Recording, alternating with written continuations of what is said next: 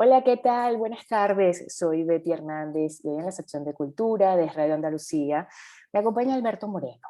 Alberto es escritor, periodista, director de la revista Vanity Fair aquí en España. Se podría decir también que es un coleccionista de recuerdos, una persona metódica y un amante del cine. Y quizás esto último acompañado de una experiencia personal, de una pérdida pues cercana, que ya nos hablará, escribe su primer libro con el que se estrena en el mundo literario. Debuta y vaya manera de hacerlo con un libro maravilloso que se llama Las películas que no vi con mi padre. Pero quiero que sea él el que nos dé todos los detalles de este libro que de verdad es maravilloso. Hola Alberto, ¿cómo estás?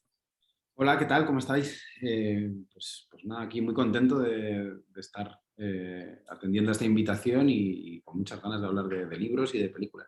Eso, además que yo creo que, mira, cuando leí el libro dije, Alberto es como el amigo ese que todos queremos tener, porque es esa persona que siempre nos puede recomendar una buena película, pero vamos a comenzar por el libro, que te quiero agradecer, por supuesto, el tiempo, que sé que andas en mil cosas y el tiempo es valioso. Y quizás, Alberto, que hayas perdido a tu padre de una manera temprana, ¿no? Él tenía apenas 60 cortos, 60 años, 61, 62, y tú 30, 31, te faltó tiempo, quizás, para convivir y compartir con él.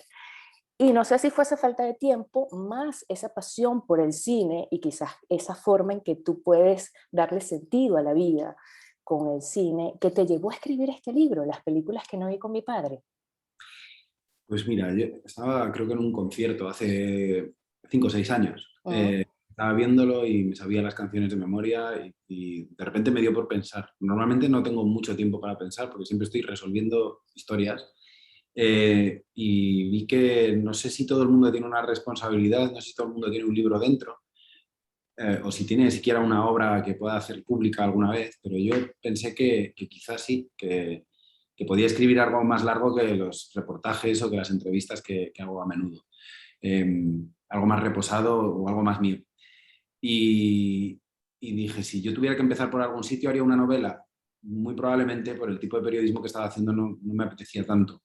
Y a lo mejor por la dispersión o por el multitasking que tengo habitualmente, pues tampoco sería lo suyo. Y mm, tendría que robarle tiempo a quedar con más gente, con mi familia, con el hijo que luego vendría. mm. Pero sí que vi que yo tenía una pasión un poco singular, que era que yo apunto todas las películas que veo desde siempre, de una manera metódica desde que tengo 16 años, pero es que y no me ha faltado ninguna nunca y nunca veo una a la mitad, o sea que nunca puedo apuntar una que no haya visto o que haya visto a medias, porque es Lo que son apuntas en cuadernos, ¿cierto?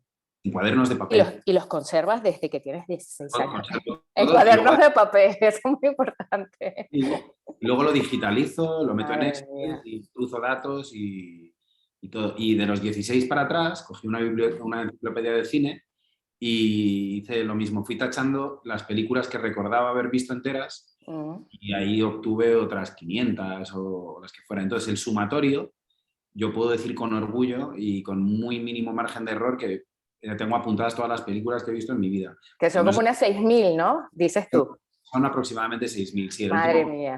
antes de entregar el libro eran 6.000. Luego ha habido más, obviamente. Entonces, entre el deseo que me daba de escribir a lo largo esta pequeña particularidad mía y el hecho de que yo he sido periodista cultural muchos años, Mm. pero esta filia no me la enseñó mi padre ni mi madre, pero mi padre no me la enseñó, dije, ¿de dónde vienen las vocaciones? Porque yo al principio, antes de ser periodista, estudié 4 años de De medicina. medicina. Mi Mm. padre sí era médico, me desrecomendó que fuera médico, no le pareció la mejor opción del mundo por el sacrificio que se tenía en el desarrollo de esa profesión, pero yo, que mi pasión durante mucho tiempo de mi vida, ahora quizá ya no lo sea tanto, eran las películas, dije, ¿por qué he sido autodidacta en esto? Normalmente los padres te enseñan un legado, en Sí. este caso mi padre me enseñó, pues, me intentó enseñar a ser una buena persona, pero no me enseñó el amor por el cine. Y yo ahora que tengo un hijo de 4 años, sí pienso que aparte de todo lo que me enseñó mi padre, esta pequeñita pasión que tengo, sí que me gustaría transmitírsela. Entonces, ahí me di cuenta que había un caldo de cultivo para un ensayo de transferencia cultural. Es cómo nos educaban los padres Eso. Mm. en los 50, como era el caso de mi padre, que nació en el año 52, y cómo yo estoy educando a mi hijo con un hiperacceso cultural, que toda la cultura que me podría haber enseñado mi padre, yo ahora mismo, accediendo a la nube, se la podría enseñar a mi hijo. Ujú.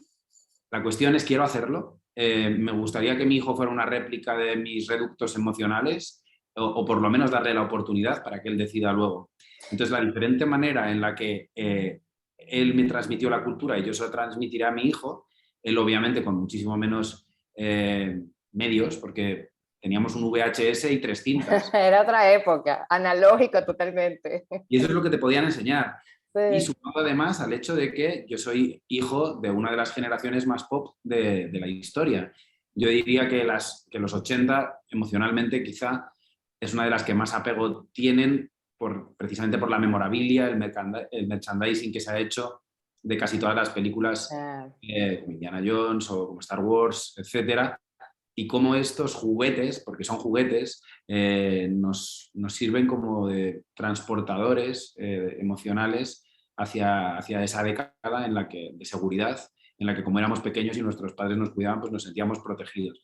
Puede que por eso queramos hacer niñitos que sean nuestras miniaturas con todo ese bagaje cultural incorporado. Y eso son un poco las simientes del libro, la verdad.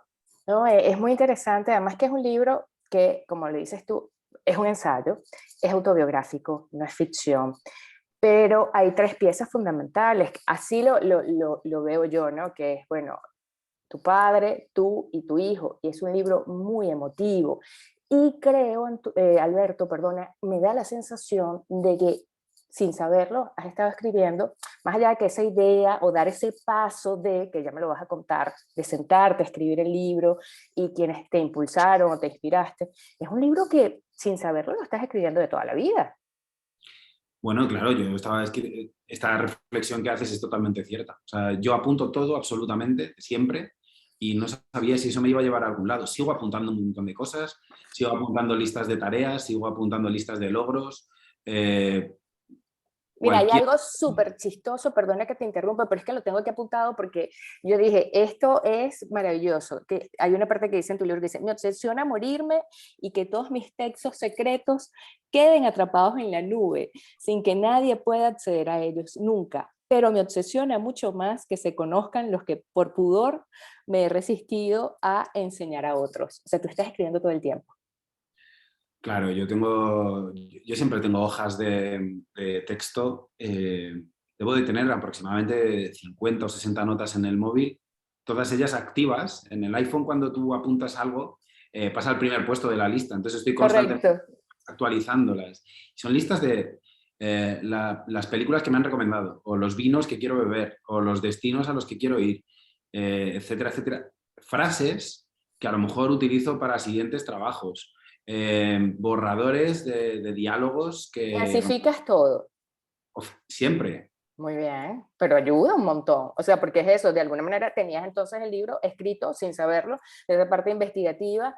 ¿Y cómo viviste ya el proceso luego de encajar las piezas, Alberto? Porque como yo tengo la impresión que es muy emotivo, hablas mucho de la nostalgia, de eso que te faltó, vivir con tu padre, hablar con tu padre. A nivel emocional, siempre el escritor tiene como sus periodos, ¿no? O de bloqueo o de, sí, de una, como digo yo, la licuadora de las emociones. ¿Tú viviste algo así, una montaña rusa durante los escritos, reviviste momentos, esa pérdida, ahora el estar en esa posición de padre con tu hijo ayer? Sí, mira, yo lo que me pasó con todo esto es, me lo quería sacar del organismo. Yo necesitaba esta revancha. Quería ponerme en paz conmigo mismo y con Ya. mi familia, con mi hermana y con mi madre. Yo en el funeral de mi padre no pude hablar. Mm. Entonces tenía algunas cosas que pensaba que podía querer explicar. Y es básicamente lo que he hecho. Y frente a un movimiento de catarsis, se han removido algunas cosas que no me han hecho excesivo daño o no me han hecho más daño que Mm. de lo habitual. Yo pienso en mi padre todos los días, igual que creo que cualquiera que haya perdido a su padre o a su madre piensa en ello todos los días. No, no sé si ha sido higiénico, no sé cómo definirlo, pero Mm. sí ha sido un proceso de poner un punto y aparte. Ok. o ese atolondramiento de sensaciones o no saber cómo me sentía. Yo no soy una de estas personas, y benditas sean, que un día se sienten mal y se ponen a llorar sin razón aparente.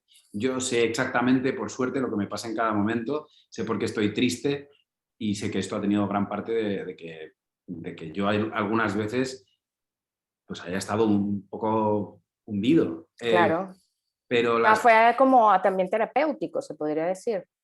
sí, yo creo que poner en palabras sentimientos que en algún momento se me iban a poder olvidar, para mí fue salvífico, porque dices, no sé yo si me voy a acordar dentro de 30 años, pero de alguna manera ya no son apuntes, ya no son esbozos, está articulado de una manera literaria y tiene un relato. Y creo que, por suerte, el libro lleva en el mercado como 3 semanas o 4.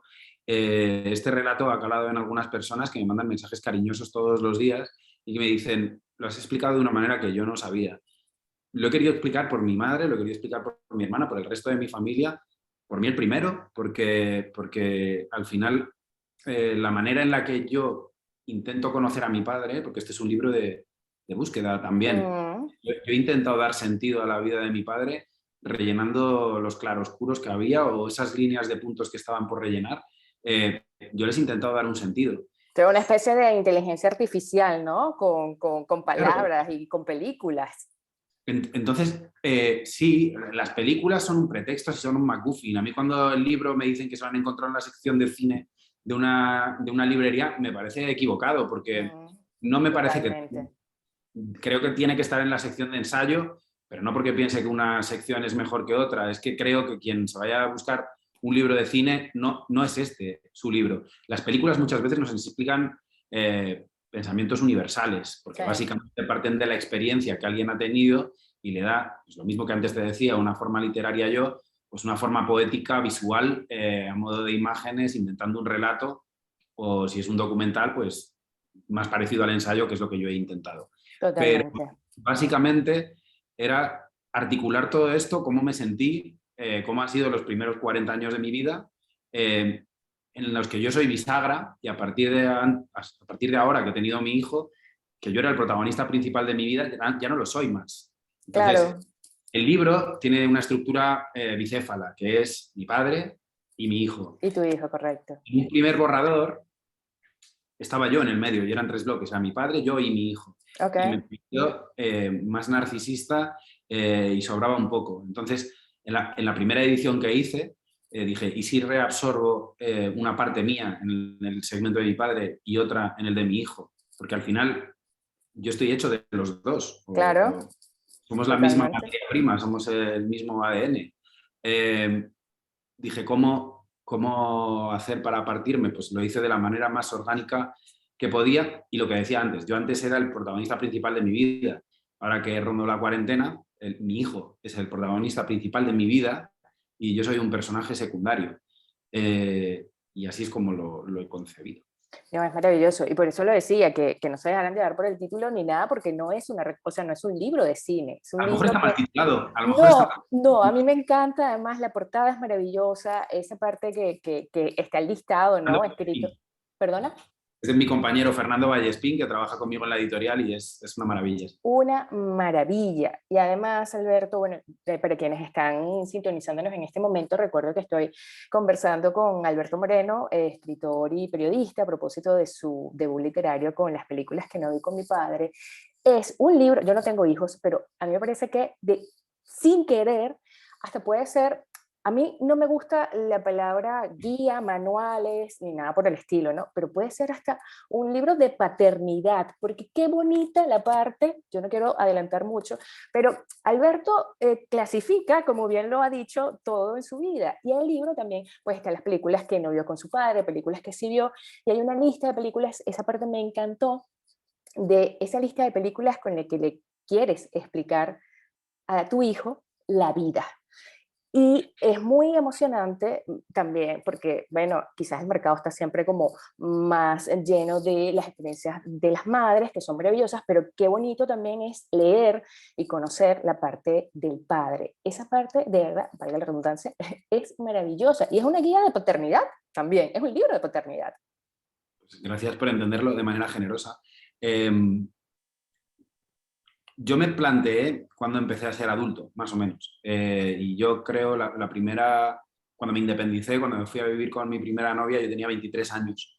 Entonces creo, hay países que están un poco más avanzados en el desarraigo, nosotros somos mediterráneos y estamos más tiempo en casa, y sobre todo después de la crisis, las sucesivas crisis económicas. Mm, Pero es verdad que yo tengo amigos alemanes o incluso los estadounidenses que en el momento en el que cumplen 18 la años, mayoría de edad se van.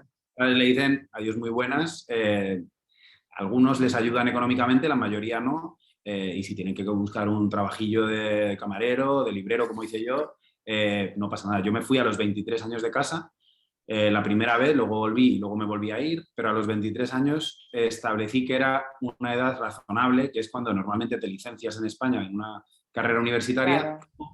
como para decir, yo te enseño hasta aquí y luego ya el camino es tuyo. Entonces, tengo una lista de, si tuviera que explicarle los principales hitos a mi hijo con películas que fueran formativas hasta los 23 años y solo pudieran ser 23 películas, pues hago esa lista de cómo afrontar el primer desamor o cómo afrontar Eso es maravilloso. crisis vitales que yo tuve hasta esa edad o traumas que te pueden acompañar durante más tiempo y cómo ponerles la tirita antes. Y esa parte yo creo que es deudora de cuando trabajaba en la revista GQ a principios de la década pasada, que se hizo un buen grupo de amigos y colaboradores, era una pandilla maravillosa, en la que trabajábamos en los inicios de Internet o en la madurez de Internet que se asoció con las redes sociales como Facebook, en las que bueno, hacíamos todo con listas, explicábamos el mundo con listas. Y a mí me hizo ilusión hacer ese pequeño guiño a cuando todo era fácil, todo era más sencillo, no tenías una criatura entre manos, pero el mundo era fácilmente explicable con una lista. Interesante punto y además bien preciso, Alberto. De verdad que sí, hay una parte, a ver, te lo decía antes de conectarnos a este encuentro, que también este libro, Las películas que no vi con mi padre, honra esa parte de la no comunicación y de la falta de tiempo que a veces entre las familias tenemos. Y yo también te lo agradecía porque pues me sentí muy identificada ahí. Y es otro guiño que puede tener tu libro, ese acompañamiento para quienes hemos perdido al padre o para quienes no hemos tenido esa comunicación que contradictoriamente tenemos el poder de la palabra o el don de la palabra, pero nos cuesta mucho comunicar. Y tu libro le pone palabras a ese vacío o a ese silencio que existe a veces entre las familias. Yo creo que es un punto de honor ahí también. Porque muchas veces yo creo que los hombres, en concreto, los varones, Mm. muchas veces nos ponemos en contacto menos con nuestras emociones. De hecho, yo tengo un podcast con mi compañero Jesús Terrés, aquí en Vanity Fair, que se llama Decir las cosas, eh, de cosas que los hombres habitualmente se nos achacan, pues más silencios o más pudores o más vaguedad a la hora de explorar nuestras propias emociones, pues porque pueden considerarse con pueden lindar con una parte pues o cursi o que queremos ocultar o que no nos interesa que se conozca. A mí no me importa, o sea, es decir, mi vida es bastante fácil de explicar porque no tengo grandes cosas de las que arrepentirme o de las que avergonzarme.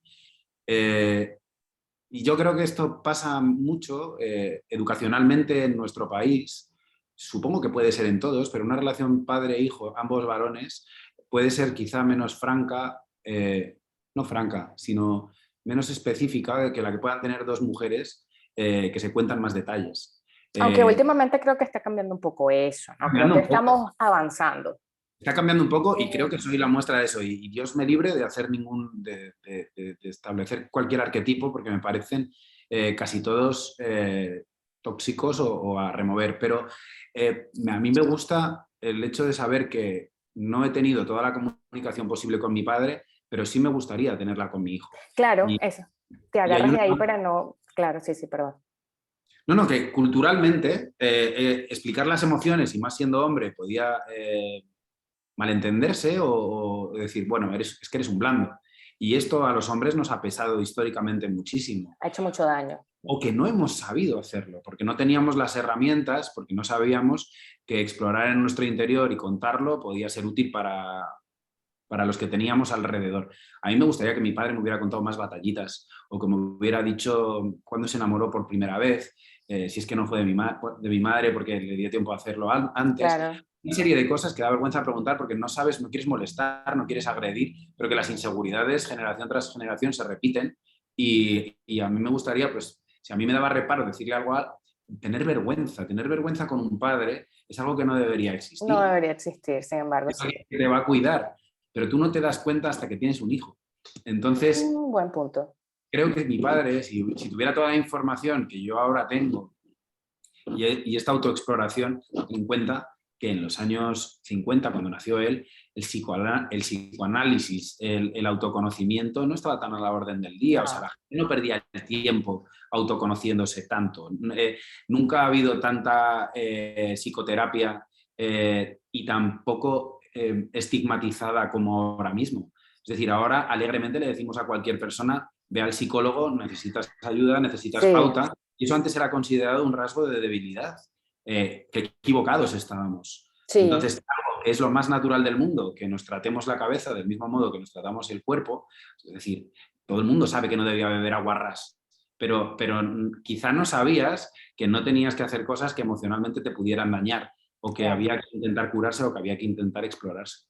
Alberto, se me acaba el tiempo. Dos preguntas con todo esto que acabas de decir. O sea, que si estás en el cine, da igual con qué compañía, y la película es tremendamente emotiva, a ti no te da vergüenza llorar si te provoca llorar. Ojo, yo quiero llorar porque he pagado la entrada y quiero experimentar. No, a mí hay 3 o 4 películas en el mundo que sé que me hacen llorar y hay veces en las que necesitas descargar. Ok, Yo no sé que llore espontáneamente, no, me cuesta muchísimo y valoro los momentos de liberar tensión. vale. No es que lo busque activamente, pero sí que me gusta que haya alguien que haya explicado con su poesía algo que me conmueve de manera recurrente y sistemática y eso lo considero arte. Es Muy decir, bien. no manipulación, sino hay alguien que ha sabido tocar las teclas que son las que a mí me sirven para ponerme en contacto con mi emoción. Sí, o como a nivel de vocabulario de redes sociales sin filtros, ¿no? O sea, mostrarse Sí. tal cual. Y lo último que te quería preguntar, tú con esta metodología de clasificar la vida por películas, ¿eres capaz de si alguien te dice, es que mi película favorita es, y pones el título que quieras, ya le puedes sacar como un rasgo de la personalidad? Sí. No, bueno, pero Eso da miedo, eso da tampoco me miedo. gustaría limitar mucho. Bueno, puedes haber rasgos superficiales, pues esta persona es romántica o esta persona Es más es agresiva, es más fuerte. guerrera.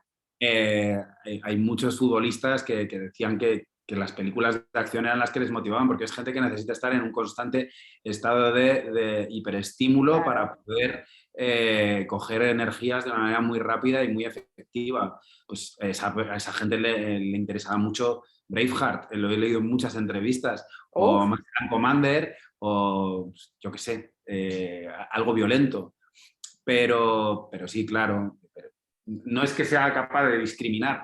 Si en una de hombre, las no, no, no, eso ya es otra medias cosa. románticas canónicas últimas eres más o menos romántico o romántica, pero bueno, ¿te gusta el diario de Noah? Pues hay millones de personas, no te voy a poder distinguir muy bien. Claro, estupendo. Bueno, Alberto, se nos ha acabado el tiempo, pero ha sido un placer conversar contigo, con Igualmente, Alberto Moreno, sobre su libro Las películas que no vi con mi padre, que publica con Círculo de Tiza. Gracias, sí, Alberto, por tu tiempo. muchas gracias. Y que Un siga abrazo. creciendo esa lista. Gracias. Y la de quien quiera hacer la suya propia. Sí, fíjate que me has animado. Sabes que cuando lo estuve leyendo, comencé a hacer como un ejercicio inconsciente de películas que estuve viendo con seres queridos y dije, oye, pero es que esta me recuerda a esta persona, esto lo viví y luego hice esto. Es como un viaje en el tiempo. Es un ejercicio además muy bonito y muy sano y muy necesario. Qué bien. Pues muchísimas gracias, Betty. Gracias a ti. Conversé con Alberto Moreno hoy en la sección de Cultura de Radio Andalucía. Yo soy Betty Hernández y como siempre les deseo que tengan un estupendo día y nos escuchamos en una próxima oportunidad. Adiós.